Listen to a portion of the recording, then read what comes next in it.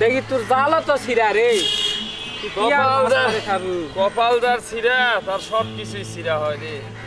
তাহলে তোরকে মাছের হ্যাচারি আছে, তোরা মাছ মারছো আর ওলা মাছ খায় উন্নাজন অসুস্থ হয়। কথা বাদ দে, অসুস্থর কথা বাদ দে। কি কর্ম ভাই, বাপ দাদা আলমগীর ভাই। চোদ্দ পুরুষের পৈতৃক। কি খবর ভাই? এই তো ভাই আইদা ফুলবাবু হয়ে বসে আছে। ফুলবাবু হয়ে পেলটুল টেলটুল করে আগের থেকে ফুলবাবু না হলে মানুষের দাম দেয় না। ভাই ভাই তোর আছে ভাই, দুঃখের কথা আর কি কমো, এই নদী সর্বনাশা নদী। বললে বাপ দাদা পত্তি করলে ধরে থাকতে চালে হবে। এই নদী হাঁকু কি দিছে, কিছুই দেয়নি গো। বোঝা আছে ওইলা ছেড়ে দে দিয়া অন্যান্য আমরা এখন পুকুরের মাছ চাষ করে খাবি। বুঝা পারছু?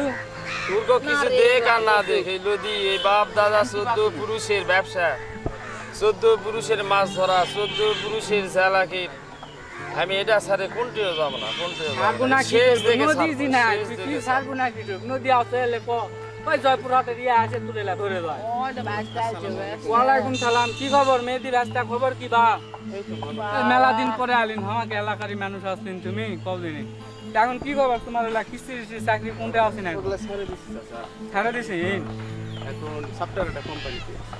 ওই যে সফটওয়্যার ইঞ্জিনিয়ার হয়ে গেছে, বড় লোক বদলে গেছে। দেখা তুই কষি তুই সারো তো নাইলে আমরাও তো দেখে বদলে গেছি চিন্তা করে সারতে একটু সমস্যা আছে। বাপ দাদা 14 পুরুষের ব্যবসা কি করে ছাড়ি?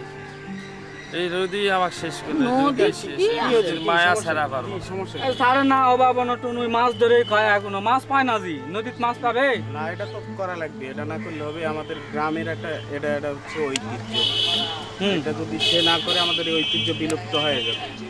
মাছ মারে ওর অভাব অনটনই পুরো আছে না, মাছ মারে চলাবার না। তো দরকার কি নদীতে মাছ মারার? নদী থাকলে তো মাছ মারবে। কারণ কথা হলো বদলাবা কষি। আর না, ঠিকই আছে, কিন্তু এটা তো আমাদের ঐতিহ্য, গ্রামের ঐতিহ্য।